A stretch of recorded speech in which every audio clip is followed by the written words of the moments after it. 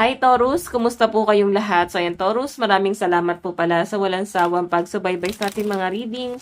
And kung ikaw ay bago pa lang sa ating channel, mag-subscribe na po kayo, then i-click mo na rin yung ating notification bell para lagi kayong updated sa ating mga bagong upload. And guys, sa mga interested naman sa ating private reading, ay nasa description box below lang po yung link. Message lang po kayo. So by the way, tignan natin Taurus, ganap sa inyo this week. And again guys, comment pala kayo sa baba para maisama ko kayo sa aking full moon manifestation. Okay? Taurus, Sun, Moon, Rising, and Venus sign. Taurus, Sun, Moon, Rising, and Venus sign. Taurus, Sun, Moon, Rising, and Venus sign. Ganap sa inyo this week, Taurus. Ganap po kay Taurus this week. Yes, ayan. So, iba sa inyo guys, may offer daw na paparating. Parang yun yung bigla ko na channel. Basta may offer, more on travel yung nakikita ko dito or relocation. Pwedeng lilipat ng bahay or baka may mag-aaya sa inyo guys na magbiyahe this week. This week, ayan. So, Taurus, more on nakikita kita na parang ito yung good news na inaantay mo or ito yung inaantay mo na makapag-unwind kasi mas nakikita kita na stress. Nakikita kita na someone na ang daming negative na nangyari sa inyo na itong mga nakaraan, no? And dagdag nyo pa guys yung mga nakakairitang pangyayari. Pero mas nakikita kita na makakalaya ka na this week, Taurus, no? Okay? So, yan. Baka may offer dito, something na opportunity na paparating sa inyo na tatanggapin mo siya agad-agad, hindi mo to hihindian. Parang igagrab mo agad yung opportunity. So, by the way, tignan pa natin. Taurus, meron tayong abuse of power. Okay, so Taurus, sinasabi lang dito, limitahan mo ha, huwag mo daw masyadong i-abuse yung power mo this week kasi sa sobrang excitement, yung nakikita ko sa inyo guys, dahil sobra ka na-excite, dahil gusto mo yung mga nangyayari, is parang more on, igagrab mo lang yung opportunity nang hindi mo guys masyadong nakukonsider kung kaya ba ng katawan mo, kung kaya ba ng oras mo. For example, meron ka mga trabaho talaga, tapos, or may trabaho ka talaga, tapos parang, isantabi mo muna yon kasi uunahin mo tong bagay na to. So, ang mangyari guys, halo-halo yung schedule, medyo aligaga. So, guys, medyo limitahan lang. Kasi, may pang-aabuso daw guys sa kakayahan. May pang-aabuso sa sarili this week. I know, do not regret anything. So, sana lang daw guys ay hindi nyo pagsisihan o ano yung maging resulta nitong pang-aabuso nyo sa sarili nyo. Okay? And, hindi lang naman to guys pang-aabuso sa sarili. Pwedeng may ibang tao maapektuhan. Ayan. So, ingat-ingat lang guys. No? And huwag nyo rin guys sana hayaan na may ibang tao na manakit sa inyo. Na parang bibigyan nyo pa sila guys ng privilege or karapatan na saktan ka. Tignan pa natin Taurus, Sun, Moon, Rising, and Venus sign. Taurus, Sun, Moon, Rising, and Venus sign.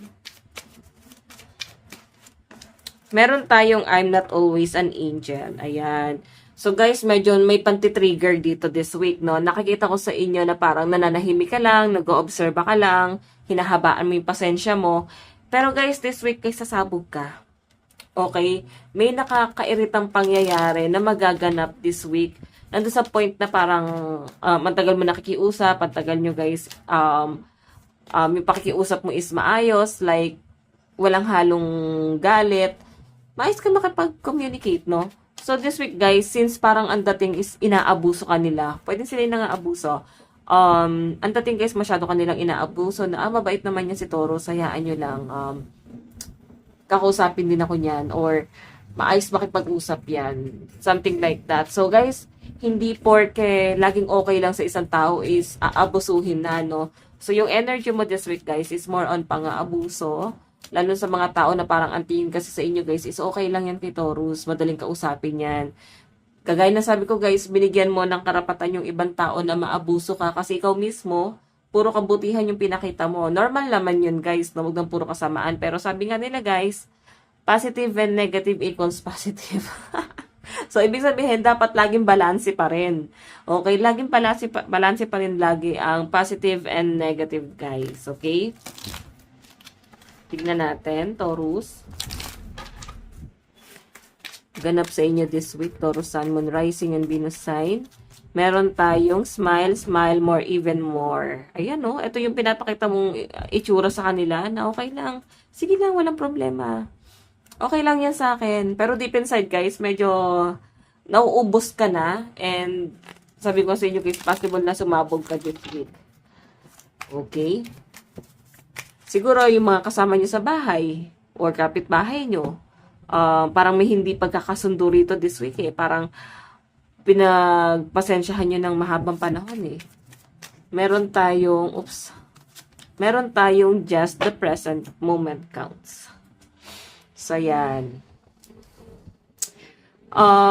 I think iba yung pagpapalaki sa mga Taurus, no? Laki siguro kayo sa lolo or sa lola, sa mga grandparents nyo. Kaya iba yung pagpapalaki sa inyo. Hindi spoiled. Talagang na-train kayo ng maayos. Tignan natin, Taurus. Additional message. Taurus, Sun, Moon, Rising, and Venus sign.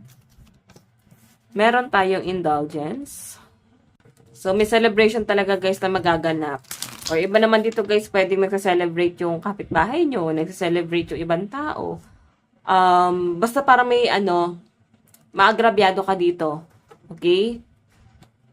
So, something na celebration. So kung may inuman, guys, or may occasion na magaganap this week, so, hinay-hinay lang, kontrolin mo yung sarili mo, baka may mga bagay kang magawa na pagsisihan mo kinabukasan dahil dala ng kalasingan. Ayan. So, guys, trigger warning. Kung hindi kayo umiinom, so, huwag niyong i-claim, okay? Tignan pa natin additional message para kay Taurus. Meron tayong endowment. So, yung may nag-offer sa inyo, guys, ng trabaho, opportunity. Pero mas malinaw kasi pinapakita sa akin dito, Taurus, na hindi mo to tatanggapin eh. Okay? So, siguro yung hinihingi nilang kapalit is hindi mo gusto. Meron tayong eternal love. Okay. So, pwede kasi, guys, na offer to abroad pero hindi mo pa kaya kasi iniisip pa nung iba sa inyo yung parents nyo siguro or yung grandparents nyo, kasama nyo pa. Kasi nakasama sa bahay. Diba? Ayaw nyo pa siguro sila, guys, iwan. Okay. So, may nakikita rin ako dito, guys. Possible na may nag-o-offer. Pwedeng ino-opera ka na ng person mo na magsama na kayo. Mag-asawa na kayo. Pero, guys, mukhang tatanggihan. Mukhang may mga Taurus na hindi pa ready. Meron tayong pride. Medyo stress. And nagkakaroon kayo ng anxiety. Sobrang pag-overthink nyo this week. Hindi mo na alam kung saan kalulugar. Halo-halo na. Meron tayong natural disaster. Ayan, no? Normal yung problemang meron ka ngayon. Pwedeng problema sa pera. Yung mga hindi siya, guys, pangkaraniwan. Yung like, araw-araw, guys, na encounter ng mga tao. Okay? So, pwedeng problema sa pera, problema sa pamilya, something like that. So, medyo may stress ka daw this week dahil sa mga ganitong klase ng struggle. So, by the way, guys, lucky number mo is 47, 52, 50, 62, and 38. Advice para sa inyo, Taurus, meron tayong trust all will be well. So, hayan. Taurus, ito lang po inyong reading. Maraming salamat po. God bless and love you all. Bye-bye.